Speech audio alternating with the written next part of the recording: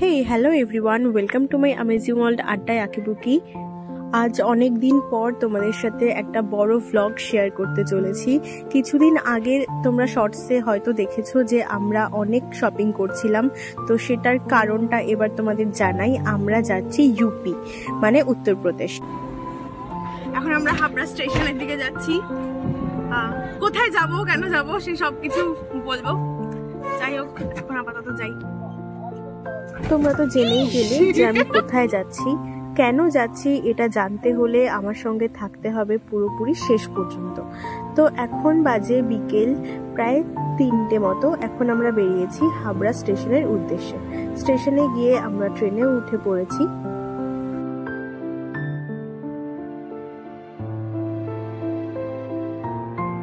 প্রায় ঘন্টা দেড়েক কাটার পর আমরা পৌঁছাই শিয়ালদা স্টেশনে। এই হলো গোটা শিয়ালদা স্টেশন, মানে এটা বাইরেটুকু আমি তোমাদের দেখাচ্ছি। আর এখানে দাঁড়িয়ে আমরা ঠিক করছিলাম আমরা শিয়ালদা থেকে হাওড়া কিভাবে যাব, বাসে নাকি ট্যাক্সিতে। তো আমার যেহেতু বাসে প্রবলেম হয়, আর শুধু আমার নয়, এখানে আমাদের সাথে যারা যারা গেছিল তাদের অনেকেরই বাসে প্রবলেম হয়। তো তারপর সবাই মিলে ঠিক করা হয় যে চলো আমরা ট্যাক্সি করি, হাওড়া স্টেশন যাচ্ছি। আর তারপরেই উঠে পড়ি আমাদের কলকাতা বিখ্যাত হলুদ ট্যাক্সিতে। উঠে বেশ ভালো লাগছিল, আর অনেক দিন পর কলকাতায় হলুদ ট্যাক্সিতে আমি উঠলাম। সব কিছু কলকাতায় ভালো লাগে, শুধু ভালো লাগে না এই জ্যামে ফেসে থাকা। আমরা প্রায় 15 থেকে 20 মিনিট শুধু শিয়ালদা স্টেশন থেকে বেরোতে পারিনি, জ্যামে পড়ে গেছিলাম। তাই মানে ভাবো, যেখানে 15-20 মিনিটে অর্ধেক রাস্তা চলে যাওয়া যায়, সেখানে 15-20 মিনিট ধরে আমরা জ্যামে আটকেছিলাম। তো যাই হোক, তারপর জ্যাম আস্তে আস্তে কাটিয়ে আমরা চলে আসি হাওড়া স্টেশনের উদ্দেশ্যে। যদিও আমাদের ট্রেন ছিল হাওড়া থেকে রাত 11:40, কিন্তু আমরা তার অনেকটাই আগে পৌঁছে যাই, প্রায় 2 ঘন্টা আগে। আসলে আমরা রিস্ক নিতে চাইনি, যদি রাস্তায় কোনো প্রবলেম হয় তাহলে তো আমাদের দেরিও হতে পারে।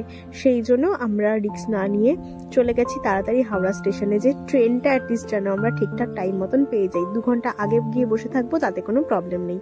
তো যাই হোক, এই তো তোমাদের সাথে গল্প করতে করতে চলে আসলাম হাওড়া স্টেশন। এই হলো হাওড়া স্টেশন। আর একটা কথা বলে রাখি, আমি এই প্রথমবার হাওড়া স্টেশনে আসলাম জীবনে।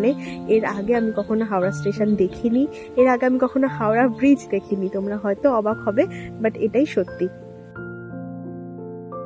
তো যাই হোক, তারপর আস্তে আস্তে চলে গেলাম আমরা হাওড়া স্টেশনের ভেতরে। আর বাইরে অনেক ফটো তুলেছি, তোমাদের সাথে শেয়ার করব বলে অনেক ভিডিও করেছি। আর এই হলো হাওড়া স্টেশনের ভেতরটা, যেটা কিনা অনেকটাই বড়, বাট বেশ ভালো সুন্দর স্টেশনটা ছিল। আর ভেতরে অনেক কিছু রয়েছে আমি দেখলাম। তো যাই হোক, তোমরা যারা রেগুলার যাতায়াত করো তারা তো জানবেই, বাট আমি তো রেগুলার যাতায়াত করি না, তো আমি জানি না। তো যাই হোক, আমার কাছে বেশ ভালো লাগলো। আর যেহেতু আমরা অনেকক্ষণ আগে পৌঁছে গেছিলাম, তো সেখানে অনেকটা টাইম বসে থাকার পর আমি আর আমার দিদি একটু হাঁটছিলাম ভেতরটায়, যে একটু ঘুরে আসি, কি কি রয়েছে দেখি। তো যাই হোক, তার জন্যই আমি আর আমার দিদি বেরিয়ে পড়েছিলাম হাঁটাহাঁটি করতে। অনেকক্ষণ ধরে বসেছিলাম, তো আর ভালো লাগছিল না। তারপর হাঁটতে হাঁটতে দেখলাম এই স্ট্যাচুটা, এখানে লেখা রয়েছে 1854 সালে 15ই আগস্ট ফার্স্ট ট্রেনটা হাওড়া থেকে ছাড়ে। তো যাই হোক, তারপর আমরা ট্রেনে উঠে পড়েছি হাওড়া থেকে। সিট খুঁজতে খুঁজতে অনেকটা টাইম গেছে, তো সেই জন্য আর ভিডিও করা হয়নি তখন। এখন আমার সিট হচ্ছে মিডিল, আমার মা লোয়ার, আর আমাদের সিট নাম্বার হচ্ছে 57 and 58। আর আমার মাসি দিদি ওদের সিট নাম্বার হচ্ছে 15 আর 16। তো ওরা আমাদের থেকে একটু আলাদা হয়ে গেছে। তো যাই হোক, ট্রেন ছেড়ে দিয়েছে অলরেডি। চলো, তোমরা সবাই উইশ করো যেন আমি ঠিকঠাকভাবে পৌঁছে যাই, আবার ঠিকঠাকভাবে ফিরে আসতে পারি। চলো, এখন আপাতত টাটা। সারা রাত ট্রেনে কাটানোর পর আমার ফেসের অবস্থা এই, তো ইগনোর করো সবাই প্লিজ আমার ফেসটাকে। যাই হোক, ট্রেনে আমরা এখনো রয়েছি, পরের দিন সকাল এটা। তো এবার বলি যে আমরা কেন যাচ্ছি ইউপিতে। তোমরা অনেকেই হয়তো জানো, বা হয়তো অনেকে জানো না, 144 বছর পর হচ্ছে মহাকুম্ভ। হ্যাঁ, 144 বছর আগে এই মহাকুম্ভ হয়েছিল, আবার 144 বছর পর হচ্ছে এই মহাকুম্ভের স্নান। তো তোমরা কুম্ভ সম্পর্কে অনেকেই জানো, আর যারা জানো না তাদের জন্য বলে রাখি, আমি খুব শর্টে বলছি।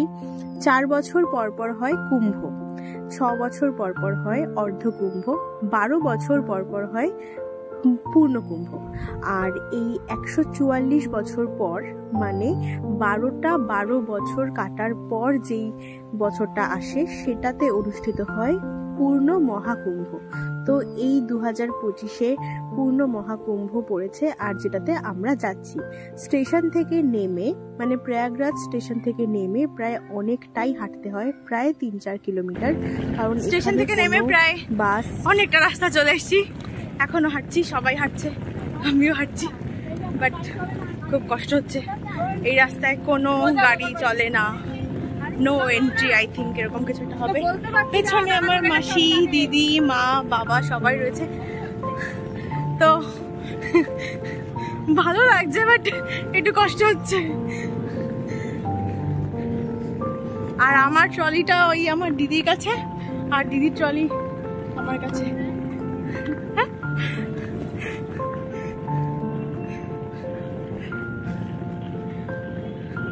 এর আগেও অনেকটা হেঁটেছি, বাট এই এত লাগেজ নিয়ে হাঁটা হয়নি, তাই একটু কষ্ট হচ্ছে, কিন্তু বেশ মজা লাগছে ব্যাপারটা।